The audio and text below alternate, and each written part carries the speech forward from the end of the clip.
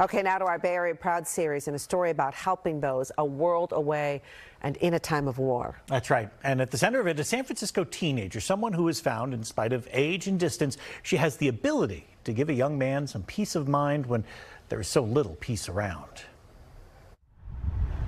In 2023, it can be easy to forget just how small the internet has made the world. We talked about being a hero last session.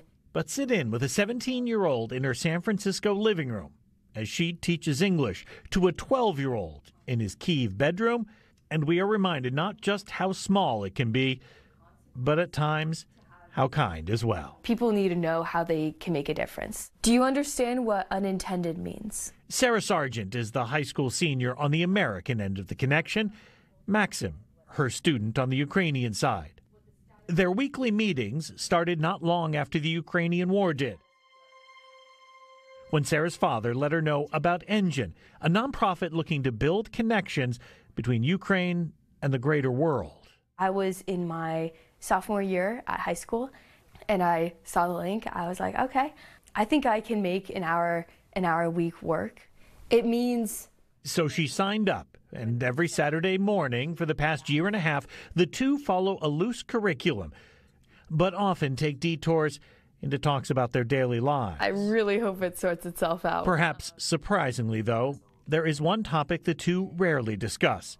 Sarah discovered that while going down a list of suggested questions during their very first meeting. And one of the very first questions on that list was, do you want to talk about the war? And no hesitation, he said no.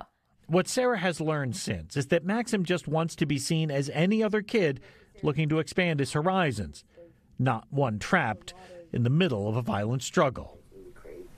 Sarah says she originally signed up because she wanted to do something with her time to make a positive impact on those in Ukraine.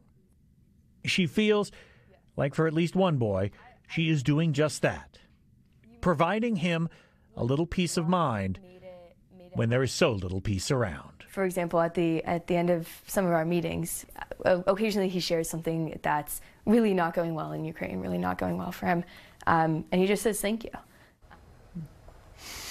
Yeah, that was interesting. So when I first talked to Sarah about the story and heard about the story, I just assumed that they would talk about the war and they would bond over this experience and he would share. And she said right away, he said no. He wants to be seen as just an everyday average 12-year-old. Totally, yeah. Talked about volleyball I played this weekend. Talked about the biology test I have coming up this week. And it does make sense, though. It's a respite from that very thing that he can't get away with any other time of the day. And so maybe she had to shift gears as well and realize, okay, this is what we're doing, and it's been so helpful to him that he wants to live a normal life. Hey, I'm learning English. We share stories about what our normal lives are like and not a lot of the other stuff. And you wonder how long that friendship may go on. Yeah, right? exactly.